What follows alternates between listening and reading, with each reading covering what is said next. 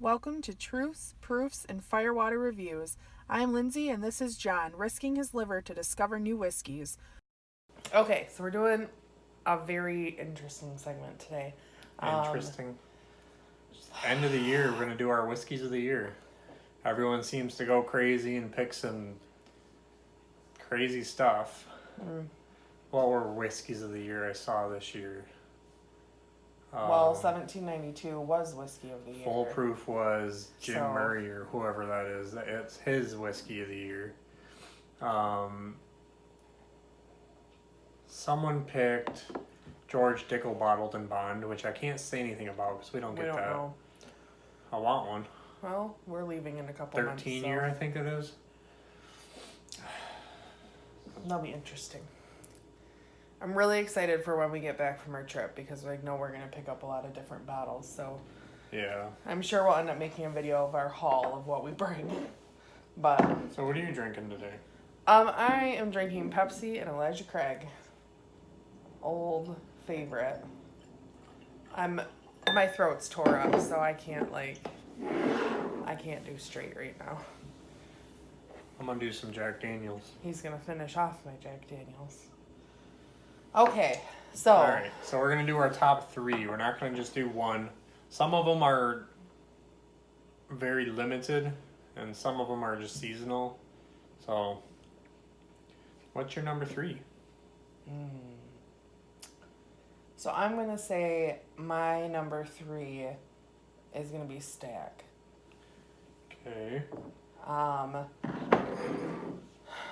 So this bottle is 126.4 proof. It varies. It has been a great bottle start to finish from when we opened it till letting it set. Everything. It's just been a really great bottle. I don't know their batches, and I don't know if this one is from this year. I'm pretty sure it is earlier in the year. But yeah, I agree with it. I really, really liked it. I've been saving this little bit. It's been hard trying to get it blind out of it, but she just hasn't gotten me. It is a really good bottle, though. Yeah. I really want to back up, but we don't see this in Michigan. No. Unfortunately, I think that's kind of why we've been nursing it since the spring, was just because we know we're not going to see it again for a while. So that's my number three. What's your number three? My number three is Midwinter's. It was tough putting it at number three because I loved it. Yeah. This is amazing. So John went into Christmas. He told me this bottle was going to be his Christmas bottle. We had about this much when we started the day of Christmas, and this is what we ended the day of Christmas with. I had to save some for Bud. Yeah. A friend of ours hasn't had it yet, so John promised him a sample of it, so he's saving that little swallow for him. It is a not chill filtered, no color or flavoring added, which is crazy because it's got a nice reddish tint. Yeah, it's very pretty. It's got very nice. A hand-blown glass look and a wood cork.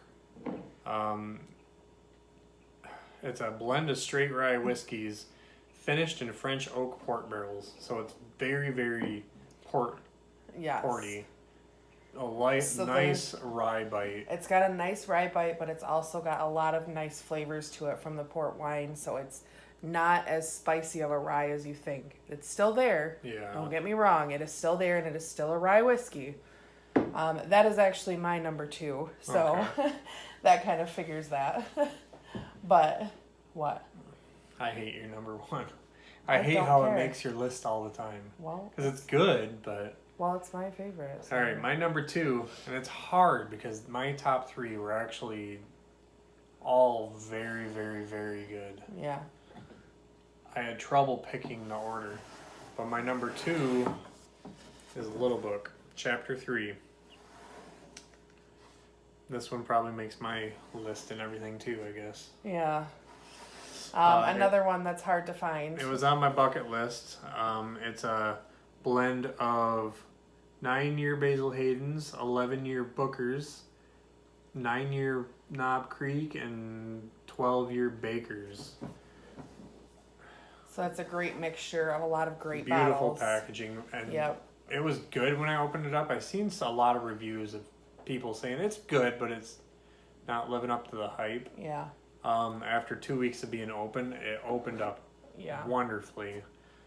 So I wouldn't necessarily go by those reviews. I would say if you get one, Or if you find one, grab it immediately, open it, and then let it sit for a couple weeks. And try it again, because it did bring out a lot of different, very robust flavors with that. It's got a lot of really nice, very, like, they're not subtle. They're very in your face, and they're great blends and mixtures of flavors in that. It's perfectly balanced with oak. It's a very oaky, but a very good oak. This kind of reminds me of older Bookers when I first started drinking. Newer Bookers, there's still a good batch here and there, but like 13s through 15s, maybe even 16s Bookers, those were all really, really prime good. Ones. I haven't tried any earlier than 13, so I don't know about those Bookers, but... All right, so what's your number one? My number one. So, the only reason this is my number one is because this is my favorite whiskey we bought this year. This is the most drinkable whiskey that I think I own. For me, it's very sweet. It's got great notes. It's got great balance, and I really enjoy it. So, I know it drives you nuts that it's always in my top, but it's a good whiskey.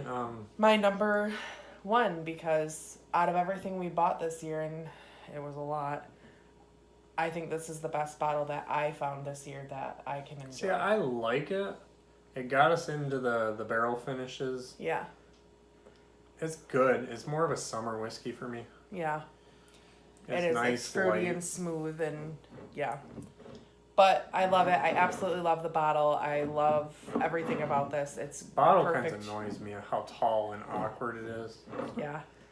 But I really am itching to get my hands on one of their rye because I hear such great things. I keep seeing it, but it's expensive. Oh, it's tough for us to pull the trigger. I think those two sitting over there are the most we've spent, and it's just tough. It's hard spending $90 to $100 on a bottle, so we'll right. see. Your number one. My number one is when I am drinking. I didn't go into detail what it was when I poured it. I know you can tell. Jack Daniels. Never been the biggest fan. I tried the single barrel this year. Got an Eric Church one, and we've been drinking one at the Chubby's bar up the road, and that one's from 2013. Single barrel. That one's really good. But I bought this barrel proof for me. For my collection. This is my whiskey of the year. John drank it all. It wasn't even a contest for me. This is the best whiskey I had this year. That's phenomenal. It is full flavored. It tastes like those Boston baked bean candies. Yeah. Oh, it's so good. Peanuts. And I drank it really fast and kind of mad. But we were searching around for some BTAC and Pappy type stuff, and we found this on the shelf. I feel bad for it. It's marked at $47.99. The guy was very nice. It was just a little hole in the wall place. We just so happened to say, oh, let's swing in there. It had a liquor sign, so we stopped in, and he had a very nice selection for just being a little hole in the wall place. But I saw this, and I was like, wow, that's really cheap. It's $47.99, and I thought it was just... I saw it immediately, because our single barrel, not barrel proof, is not even this cheap here. Yeah. So I thought it was just a single barrel, and I was like, oh, well, either way, we should pick it up, because that's $47.99, and then John goes, grab that, tell him you want that, buy that, buy that, buy that, and I was like... I feel bad, whew. But mistakes were made on their part, and it is our gain, and we're going to run with it, and we will be back to give him more business. Okay, look at the color on this. This is the nicest color for a whiskey I have ever seen. This isn't even double barreled or anything like. This has got everything I love about whiskey because it's very dark and red and coppery, but it's got that really nice shimmery gold to it. It's very nice. The bottle's beautiful. One of my favorites. The juice is even better. Yeah. It's good stuff. So yeah, if you see one of these, you gotta grab it. Couple people I see say bad things about it, but for the most part, Jack everyone Daniels loves this it's one. well known, and it's a comfort for a lot of people, and it's on a lot of people's shelves. I don't love Black Label. I don't love Gentleman Jack. Started getting into Gentleman Jack's icky. Ugh, it's okay. It's okay. Started getting into a single barrel, and then this one is they blow me away. I want to try like their Heritage and Sinatra, and I want to try everything. So yeah, we've got quite the collection going. Our collection has grown quite extensively this year, but these are definitely some of our picks. We've been blessed to get a lot of nice picks this year and made a lot of friends this year too. It's amazing what bourbon can do to bring you together with some people. So that one brought a tear to my eye. Oh, a little spicy? Yeah, that was my first sip. It just burnt my tongue. Oh, that's what you get. So let me know, who do you agree with, and what whiskeys would you pick out of our 6? 6? 5. Yeah, 5. Or 5. We both had midwinters, because, you can't leave that one out. I feel like I won because I picked... I picked the best whiskey of the year. You picked Angel's Envy, so... Okay, well... Let us know what your favorite whiskey was What's this year. your guys' whiskey of the year, and why? It's all off personal, but I would highly recommend all 5 of these bottles. Yeah, definitely, for sure. I mean, some a little harder to come by, but if you see them, snatch them and let us know what you guys think. But what's your favorite? Let us know. Please like and share us to social media, subscribe to our channel, and don't forget to leave a suggestion for our next review. Thanks for watching.